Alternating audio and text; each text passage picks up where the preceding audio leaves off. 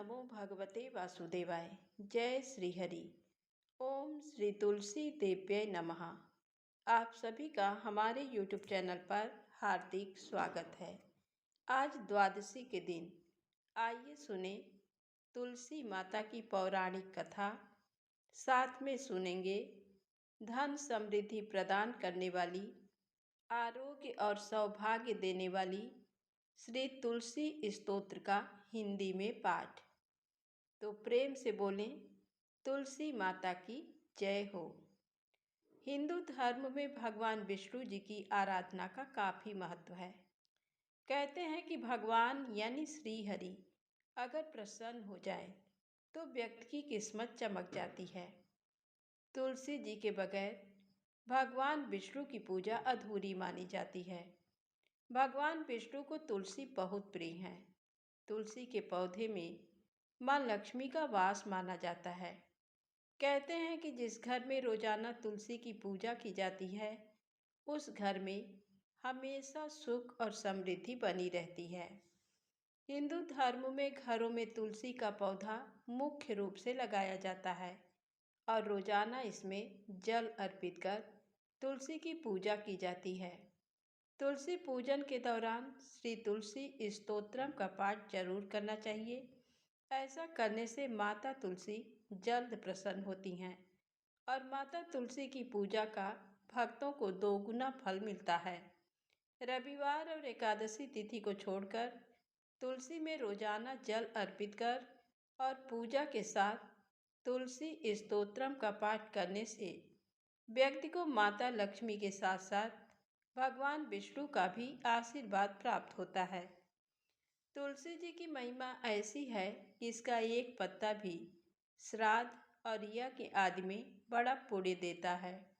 इसलिए सनातन धर्म में तुलसी पूजन का काफ़ी महत्व है। भगवान विष्णु जी की प्रिय होने के कारण तुलसी जी को हरिवल्लभा भी कहा जाता है। धार्मिक मान्यताओं के अनुसार जिस घर में रोजाना तुलसी के पौधे में जल दिया जाता है और उसकी पूजा के साथ श्री तुलसी स्तोत्रम का पाठ किया जाता है, उस घर में कभी भी दरिद्रता और दुर्भाग्य का वास नहीं होता। पद्म पुराण में बताया गया है कि द्वादशी की रात जागरण करते हुए तुलसी स्तोत्र का पाठ करने से भगवान विष्णु जातक के सभी अपराधों को क्षमा कर देते हैं। जिस घर में तुलसी जी की पूजा के साथ श्री तुलसी स्तोत्रम का पाठ किया जाता है वहाँ कभी भी कोई कष्ट नहीं आता। मान्यता है कि श्री तुलसी स्तोत्र का पाठ करने से माता तुलसी को प्रसन्न कर आरोग्य और सौभाग्य की प्राप्ति हो सकती है। भगवान विष्णु की अति प्रिय होने के कारण तुलसी जी की पूजा से भक्तों को श्री हरि का भी आशीर्वाद प्राप्त होता है। श्री तुलसी स्तोत्र का नियम से पाठ करने से घर में सुख समृद्धि आती है। माना जाता है कि तुलसी की आराधना के साथ श्री तुलसी स्तोत्र का पाठ किया जाए तो घर में कभी भी अकाल मृत्यु नहीं होती। श्री तुलसी स्तोत्र का पाठ व्यक्ति को रोगों से दूर रखने में सहायक माना जाता है। मान्यता है कि तुलसी के पौधे में माँ लक्ष्मी का वास होता है। इसलिए जब तुलसी जी प्रसन्न होती हैं तो घर में लक्ष्मी जी का भी आगमन होता है और व्यक्ति के जीवन में कभी भी धन की समस्या नहीं होती। माना जाता है कि तुलसी जी की पूजा के साथ श्री तुलसी स्तोत्र का पाठ करने से नौकरी और कारोबार में जल्द तरक्की मिलती है। तो आइए सुने तुलसी स्तोत्र पाठ हिंदी में। देवी तुलसी को मेरा प्रणाम है, मैं आपको नमन करती हूँ। हे विश्व की पालक, आप श्री हरि की परम प्रिया हैं। हे देवी, आपकी शक्ति के कारण ब्रह्मा से लेकर सभी देवता दुनिया को बनाने, बनाए रखने और उसका अंत करने में सक्षम हैं। इसका अर्थ है कि आपके कारण ही ब्रह्मा जी के साथ अन्य देवतागण सृष्टि के निर्माण, उसके पालन पोषण और विनाश में लगे हुए हैं। देवी तुलसी जी, आपको मेरा प्रणाम, जो जीवन में कल्याण लाती हैं उस देवी तुलसी को नमस्कार है जो श्री विष्णु जी की प्रिया हैं और जो शुभ हैं। मुक्ति प्रदान करने वाली और समृद्धि प्रदान करने वाली देवी तुलसी को नमस्कार है। हे देवी, कृपया मुझे सभी प्रकार के दुर्भाग्य और विपत्तियों से बचाए रखना। हे देवी, आपकी महिमा का वर्णन करना, यहाँ तक कि आपका स्मरण मात्र ही मनुष्य को पवित्र बना देता है। मैं देवी तुलसी को पूरी श्रद्धा के साथ प्रणाम करती हूँ, जो देवियों में सबसे प्रमुख हैं और जिनका तेजोमय रूप है, जिसे देखकर इस नश्वर संसार के सभी पापी अपने पापों से मुक्त हो जाते हैं। माता तुलसी चर और अचर समेत पूरे जगत की रक्षा करती हैं और अपने दर्शन मात्र से ही पापी मनुष्यों के सभी पापों को नष्ट कर देती हैं, या फिर तुलसी के दर्शन से ही पापियों के पाप खत्म हो जाते हैं। देवी तुलसी को मेरा प्रणाम। जो भी श्रद्धा के साथ देवी तुलसी के सामने हाथ जोड़कर प्रणाम करते हैं, वे इस कलयुग के बंधनों को पार कर जाते हैं और सभी प्रकार के सुख और प्रसन्नता को प्राप्त करते हैं, फिर चाहे वो महिला हो, व्यापारी हो या कोई अन्य जन। देवी तुलसी को मेरा नमस्कार। देवी तुलसी के समान इस पृथ्वी पर और कोई देवता नहीं है। देवी विश्व को उसी प्रकार शुद्ध करती हैं जैसे वैष्णव भगवान विष्णु जी के संग से शुद्ध होते हैं। देवी तुलसी को मेरा प्रणाम। तुलसी की पूजा से सभी देवों की पूजा संपन्न हो जाती है। देवी तुलसी को मेरा नमस्कार, जो सब कुछ जानने वाली हैं और भगवान विष्णु जी की प्रिया हैं। आप अपने भक्तों को सभी प्रकार की समृद्धि प्रदान करती हैं। देवी, कृपया मुझे सभी प्रकार के पापों से बचाएं। देवी तुलसी जी को नमस्कार। पहले के समय में ये भजन बुद्धिमान पुंडरीक के द्वारा हर रोज भगवान विष्णु जी की पूजा करते हुए और उन्हें तुलसी के पत्तों से अलंकृत करते हुए गाया जाता था। देवी तुलसी जी को नमस्कार, जिनके 16 नाम हैं। लक्ष्मी जी की प्रिय सखी, देवी, स्वर्ग, भूमि यानी पृथ्वी, अचला यानी स्थिर, चला यानी अस्थिर। देवी तुलसी के इन 16 नामों का भक्तगण पाठ करते हैं या महिमा गाते हैं।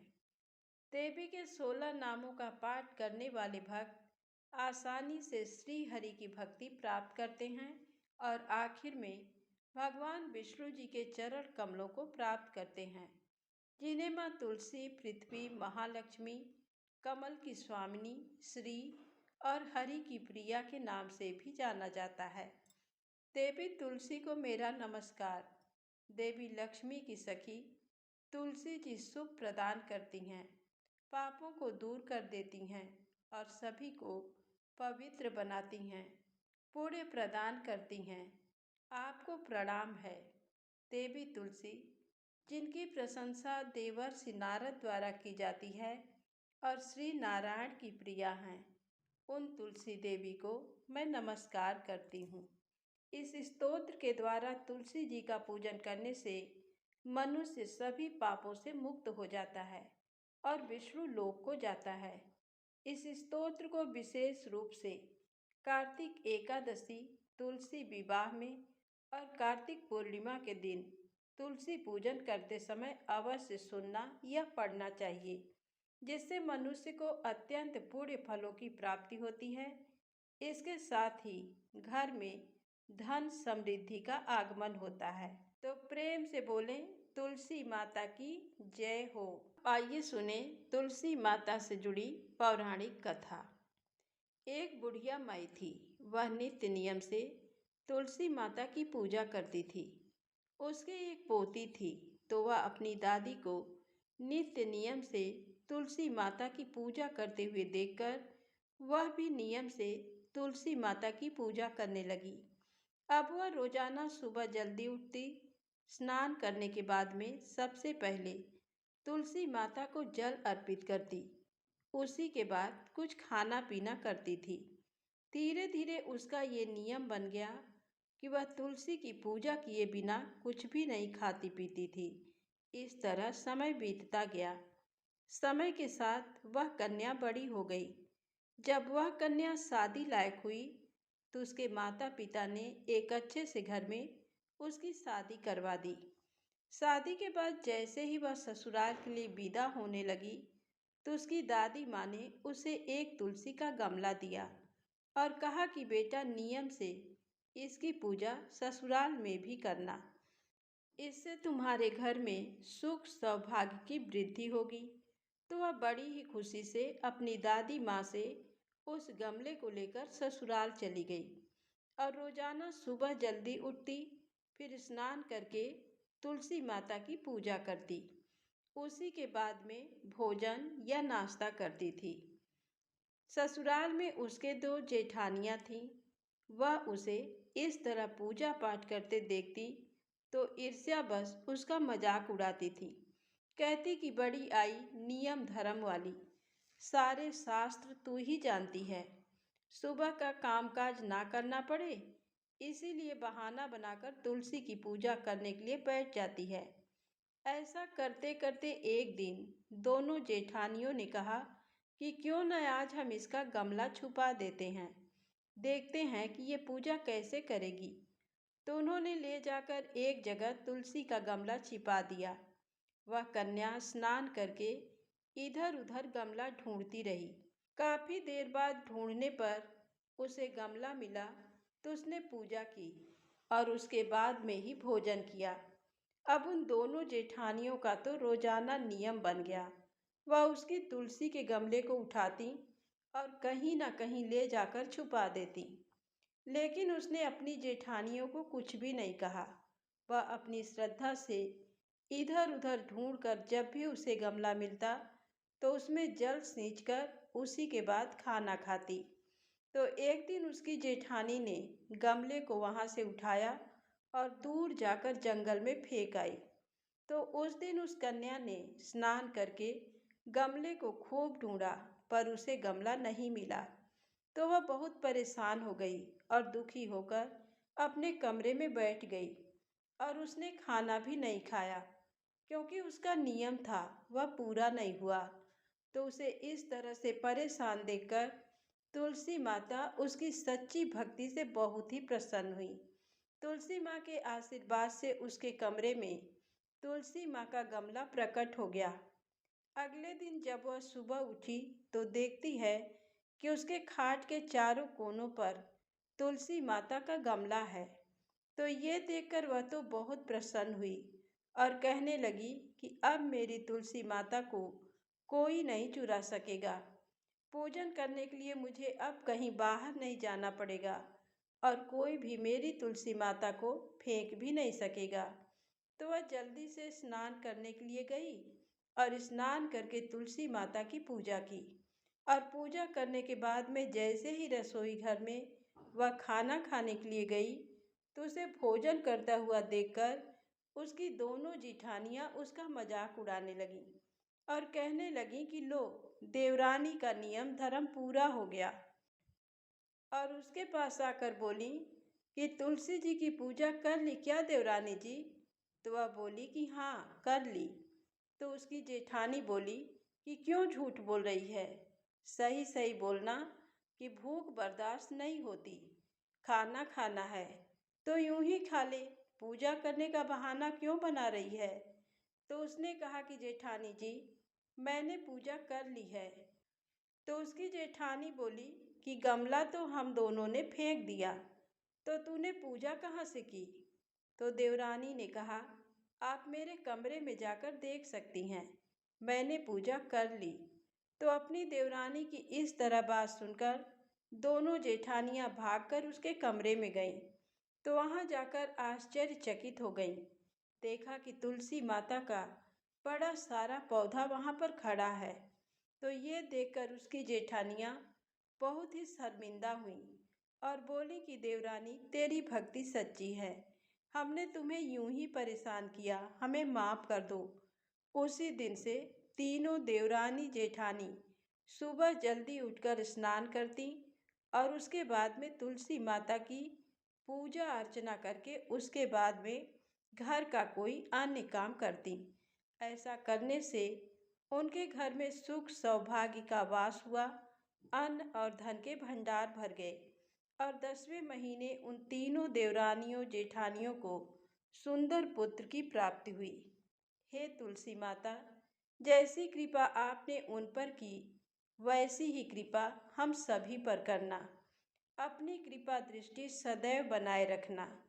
तो प्रेम से बोलें, तुलसी माता की जय हो।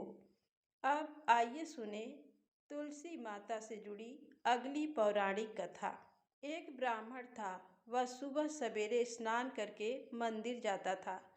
प्रतिदिन वहाँ पर तुलसी माता की पूजा करता और तुलसी माता से यही प्रार्थना करता कि हे तुलसी माँ, मेरे यहाँ भी आनंद मंगल करना।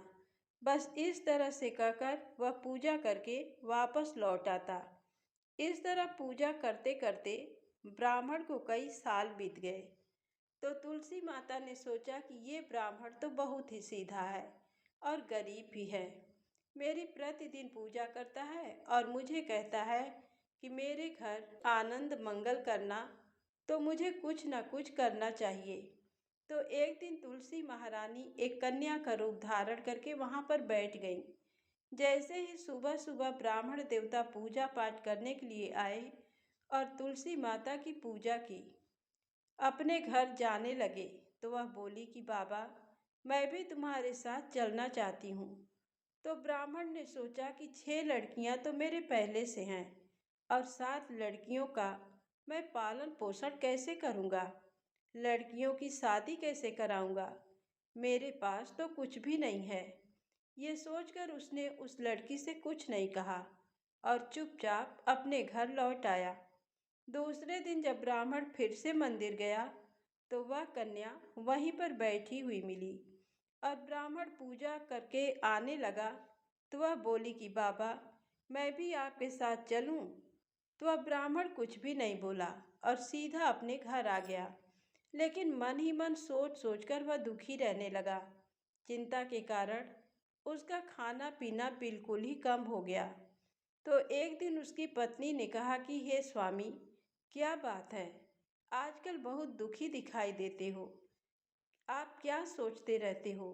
तो वह ब्राह्मण अपनी पत्नी से बोला कि मैं मंदिर जाता हूँ तो वहाँ पर एक छोटी सी सुंदर सी कन्या बैठी है और वह कहती है कि बाबा, मैं भी आपके साथ चलूँ। तो मैं उसे क्या जवाब दूँ, मेरे पास तो कुछ भी नहीं है। तुम्हें तो पता है कि हम कितने गरीब हैं, 6 बेटियों का पालन पोषण तो हमसे होता नहीं, तो 7वीं का कहाँ से करेंगे। मैं तो यही सोच सोचकर बहुत ही दुखी रहता हूँ कि उसे क्या जवाब दूँ। अब तो मेरा मंदिर जाने से भी जी घबराता है। तो ब्राह्मण की बात सुनकर उसकी पत्नी बोली कि अरे, इसमें परेशान होने की क्या बात है, आ रही है तो आने दो। कल जब तुम मंदिर जाओ तो उस लड़की को अपने साथ ले आना, वह भी तो हमारी बेटी है। तो ब्राह्मण बोला कि भाग्यवान, हमें 6 बेटियों की शादी करनी है, तो 7वीं की शादी कहाँ से करवाएंगे। हम इतने गरीब हैं, हमारे पास खाने के लिए अनाज नहीं है, तो शादी कैसे करवाएंगे। तो ब्राह्मणी ने कहा कि ये कोई बात नहीं हुई, जब हम अपनी 6 बेटियों की शादी करवाएंगे तो वहीं 7वीं की भी करवा देंगे। अगर उसने हमारे घर जन्म लिया होता तो क्या हम उसे घर से निकाल देते। तुम मेरी बात मानो और कल उसे अपने साथ ले आना, मैं इंतजार कर रही हूँ। तो दूसरे दिन सुबह सवेरे स्नान करके जब ब्राह्मण मंदिर को गया और पूजा पाठ करके लौटने लगा तो उस कन्या ने कहा कि बाबा, मैं आपके साथ चलूं। तो ब्राह्मण बोला कि चल बेटा। तो वह उसको लेकर घर आ गया। तो उसे देखकर उसकी माँ और उसकी 6 बहनें बहुत ही खुश हुईं। वह अपनी बहनों के साथ बहुत ही खुश रहती थी और अपनी माँ का भी काम काज में हाथ बटाती थी। जब तुलसी माता कन्या के रूप में ब्राह्मण के घर आई तो उसी दिन से ब्राह्मण के तो भाग्य खुल गए। उसकी पंडिताई का काम बहुत ही अच्छे से चलने लगा। दूर दूर के गांव से उसे बुलावा आने लगा। दूर दूर के गांव में ब्राह्मण की खूब प्रशंसा होने लगी। ब्राह्मण के तो ठाठ हो गए। सुख सौभाग्य का वास हो गया। अन्न धन के भंडार भर गए। एक दिन ब्राह्मण ने अपनी पत्नी से कहा कि हमारी सातवीं बेटी तो बहुत ही भाग्यशाली है। उसके आने से हमारे तो भाग्य खुल गए। तो ब्राह्मणी बोली कि आप बिल्कुल सच कह रहे हैं स्वामी, मैं भी आपसे एक बात कहना चाहती हूँ। हमारी सातों बेटियां विवाह योग्य हो गई हैं। अच्छे से घर बर तलाश करके उनकी शादी कर दीजिए। तो ब्राह्मण ने कहा कि ये तो तुम बिल्कुल ठीक कह रही हो। तो दूसरे दिन जब ब्राह्मण पूजा अर्चना करने के बाद में तैयार होकर कहीं जा रहे थे, तो सातवीं बेटी ने कहा कि बाबा, आज तैयार होकर आप कहाँ जा रहे हैं? तो ब्राह्मण ने सारी बात बताई। तो वह बोली कि बाबा, मुझे अभी शादी नहीं करवानी, मेरी बहनों की शादी कर दो। मैं उनकी शादी में नाचना चाहती हूँ और मेरी शादी बाद में करना। तो इस तरह से फिर उसकी 6 बहनों की अच्छे घर में शादी तय कर दी और तुलसी माता की कृपा से उनके घर में सारे जेवर, कपड़ा, खाना सब कुछ तैयार हो गया और उन सभी बहनों की अच्छी धूमधाम से शादी हुई और वह सभी अपने अपने ससुराल चली गईं। अगले दिन ब्राह्मण सुबह सवेरे उठे तो देखा कि आंगन के बीचों बीच एक तुलसी का पौधा है। तो ब्राह्मण को देखकर ये बहुत ही आश्चर्य हुआ कि मेरे आंगन में तुलसी का पौधा कैसे आया। तो उसने जल्दी से ब्राह्मणी को उठाया और दोनों जैसे ही तुलसी के पौधे के पास गए तो उन्हें अपनी सातवीं बेटी का मुस्कुराता हुआ चेहरा उस तुलसी के पौधे में दिखाई दिया। तो ये देखकर दोनों की आंखों में खुशी के आंसू छलक आए और दोनों कहने लगे कि इतने दिनों तक हमारे साथ तुलसी माता स्वयं रहीं और हमें पता भी नहीं चला। फिर उसी दिन से ब्राह्मण और ब्राह्मणी स्नान करके पहले तुलसी माता की पूजा करते, पूजा करने के बाद में ही कोई दूसरा काम करते। हे तुलसी माता, जैसा आपने ब्राह्मण को दिया वैसा सबको देना। जैसा आनंद, मंगल, धन, समृद्धि उनके घर में किया वैसे हमारे भी करना। सुख सौभाग्य बनाए रखना। तो प्रेम से बोले तुलसी माता की जय हो। अब आइए सुने तुलसी माता से जुड़ी अगली पौराणिक कथा। किसी समय में एक परिवार में ननद तथा भाभी साथ साथ रहा करते थे। ननद का भी विवाह नहीं हुआ था। वह तुलसी के पौधे की बहुत ही सेवा करती थी। वह रोजाना सुबह जल्दी उठकर स्नान करती और बाद में तुलसी मैया की पूजा करती। तुलसी के समक्ष एक घी का दीपक जलाती और आने वाली हर एकादशी का व्रत भी किया करती थी। लेकिन उसका ये सब कुछ करना उसकी भाभी को बिल्कुल भी अच्छा नहीं लगता था। जब वह तुलसी जी की पूजा करती तो उसकी भाभी को अत्यधिक क्रोध आता और उसे ताना देते हुए कहती कि जब तुम्हारा विवाह होगा तो मैं तुलसी ही सारे बारातियों को खाने में दूंगी और तुम्हारे दहेज में तुलसी का पौधा ही दे दूंगी, क्योंकि तुम्हारा ध्यान तो हमेशा तुलसी में ही लगा रहता है। मुझे लगता है कि तुम्हें तुलसी जी के अलावा कुछ नहीं चाहिए। ऐसा करते करते समय के साथ ननद बड़ी हो गई और उसका विवाह भी पक्का कर दिया गया। विवाह के दिन भाभी ने अपने कहे अनुसार बारातियों के सामने तुलसी का गमला फोड़ दिया और कहा कि इसे ही खा लो। तो तुलसी जी की कृपा से वह फूटा हुआ गमला अनेक स्वादिष्ट व्यंजनों में बदल गया, जिसे सारे बारातियों को बहुत ही आश्चर्य हुआ। उसके बाद में उसकी भाभी ने गहनों के नाम पर तुलसी की मंजरी से गहने बनाकर अपनी ननद को पहना दिए। तो वह भी तुलसी माता की कृपा से सोने चांदी के जवाहरात में बदल गई। भाभी ने वस्त्रों की जगह तुलसी का जनेऊ रख दिया तो वह रेशम तथा सुंदर वस्त्र में बदल गया। इस तरह से उसकी ननद की खूब अच्छे से शादी हो गई और तुलसी माता की कृपा से उसे खूब सारा दान दहेज भी मिला। ननद के ससुराल में उसके दहेज की खूब प्रशंसा की गई और सारे लोग उसकी ननद की खूब बड़ाई करते थे। कहते कि ऐसी बहू किसी भाग्य वाले के घर में आती है। अब ननद के तो ससुराल में खूब ठाठ हो गए। वह तो अपने ससुराल में भी रोजाना नित्य नियम से पूरे श्रद्धा भाव से तुलसी माता की प्रतिदिन पूजा किया करती थी। इस तरह वह अपने ससुराल वालों की खूब चहेती बन गई। ये बात उसकी भाभी के कानों तक भी आ पहुंची। उसे बहुत ही आश्चर्य हुआ, लेकिन साथ ही उसे तुलसी माता की पूजा का महत्व भी समझ में आ गया। तो उस भाभी के भी एक लड़की थी। वह अपनी लड़की से कहने लगी कि तुम भी तुलसी माँ की सेवा किया करो, तुम्हें भी बुआ की तरह फल मिलेगा।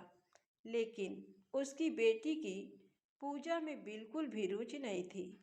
जबरदस्ती वह अपनी लड़की से सेवा करने को कहती तो वो अपनी माँ के कहने पर सेवा तो करती, लेकिन उसका मन तुलसी सेवा में बिल्कुल भी नहीं लगता था। धीरे धीरे समय के साथ वह लड़की भी बड़ी हो चली। उसकी भी सगाई तय कर दी गई। तब भाभी सोचने लगी कि मुझे इसके लिए दान दहेज इकट्ठा करने की जरूरत नहीं है। जैसा मैंने व्यवहार मेरी ननद के साथ किया है, वैसा ही अपनी लड़की के साथ करूंगी, जिससे बारातियों की खूब सेवा हो जाएगी और ये भी सोने चांदी के गहनों से लज जाएगी, जिससे इसे भी ससुराल में खूब इज्जत मिलेगी। मुझे तो कुछ नहीं करना पड़ेगा। इस तरह वह तो बेफिक्र होकर घूमती रही। ऐसा करते करते शादी वाला दिन भी आ गया। जैसे ही बारात आई तो उसने बारातियों के सामने तुलसी का गमला फोड़ दिया, लेकिन इस बार गमले की मिट्टी मिट्टी ही रही। तो सारे बाराती कहने लगे कि ये क्या तरीका है, बारातियों का ऐसा स्वागत हमने तो आज तक कहीं नहीं देखा और ना ही सुना। बारातियों का इस तरह से स्वागत किया जाता है। इस तरह बोल बोलकर वह भला बुरा कहने लगे। तो भाभी तो चुपचाप खड़ी हुई देखती रही। उसकी समझ में कुछ नहीं आ रहा था, लेकिन जैसे ही उसके फेरों का समय आया तो उसने अपनी बेटी के गले में तुलसी के मंजरी से गहने बनाकर डाल दिए। लेकिन अब की बार मंजरी तथा पत्ते वैसे ही रहे। जनेऊ ने भी अपना रूप नहीं बदला। अब सभी लोग बाराती सारे भाभी की बुराई कर रहे थे।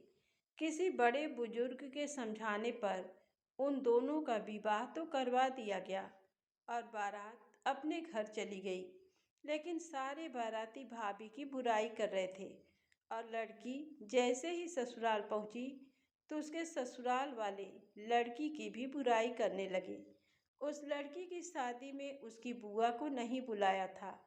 जब से वह इस घर से ब्याह कर गई थी, तब से वह अपने ससुराल में ही रहती थी। उसकी भाभी कभी भी अपनी ननद को अपने यहाँ नहीं बुलाती थी। तो एक दिन उसके भाई ने सोचा कि मैं मेरी बहन से वहीं पर मिलकर आ जाता हूँ और उसे बता देता हूँ कि तुम्हारी भतीजी का विवाह कर दिया। तो उसने अपनी पत्नी से कहा कि मैं अपनी बहन से मिलने के लिए जा रहा हूँ, कुछ मिठाई और उपहार मेरी बहन के लिए दे दो। तो भाभी ने थैले में जवार भरकर कहा कि ये लेकर जाओ, और कुछ नहीं है मेरे पास ले जाने के लिए। तो भाई बहुत दुखी हुआ और दुखी मन से बहन के पास चल दिया। रास्ते में सोचता रहा कि कोई भाई अपनी बहन के घर जवार लेकर कैसे जा सकता है। ये सोचता हुआ जा रहा था, तभी उसे सामने गौशाला दिखाई दी। तो वह गौशाला के पास रुका और जवार का थैला ले जाकर गाय के सामने पलट दिया। तो वहाँ पर गाय पालने वाले ने कहा कि भैया, आप ये क्या कर रहे हैं? गाय के सामने हीरे मोती तथा सोना चांदी क्यों डाल रहे हैं? आपको क्या हो गया है? आपकी तबीयत तो ठीक है। तो यह सुनकर उसने अपने ज्वार से भरे थैले की ओर देखा, तो थैले के अंदर ज्वार की जगह हीरे मोती बन चुके थे। तो ये देखकर वह बहुत ही खुश हुआ और खुशी से उसकी आंखों में आंसू आ गए। तो गाय पालने वाले ने कहा कि भैया क्या बात है। तो उसने सारी बात उसे बताई और फिर हीरे मोती से भरी थैली लेकर अपनी बहन के घर की ओर चल दिया। जैसे ही अपनी बहन के घर पहुंचा तो बहन ने अपने भाई को देखा तो देखकर बहुत ही प्रसन्न हुई। तब उसके भाई ने बताया कि बहन, तुम्हारी भतीजी की शादी कर दी है। मेरे काम ज़्यादा होने की वजह से तुम्हें मैं लेने के लिए नहीं आ सका। ये कहते हुए हीरे मोती से भरी हुई थैली अपनी बहन को पकड़ा दी। उसकी बहन तो सब कुछ जानती थी, लेकिन फिर भी जानबूझकर अनजान बनते हुए कहा कि कोई बात नहीं भैया, मैं यहाँ पर बहुत खुश हूँ। तुम्हारे आशीर्वाद से मुझे यहाँ पर सब कुछ मिल गया है। तो अपनी बहन के ठाट बाट देखकर वह बहुत ही खुश हुआ और मन ही मन भगवान का धन्यवाद करने लगा। इस तरह सच्चे मन से पूरी श्रद्धा से तुलसी माता की पूजा करने से बिन माँ की बच्ची को सब कुछ मिल गया। तो प्रेम से बोलें, तुलसी माता की जय हो।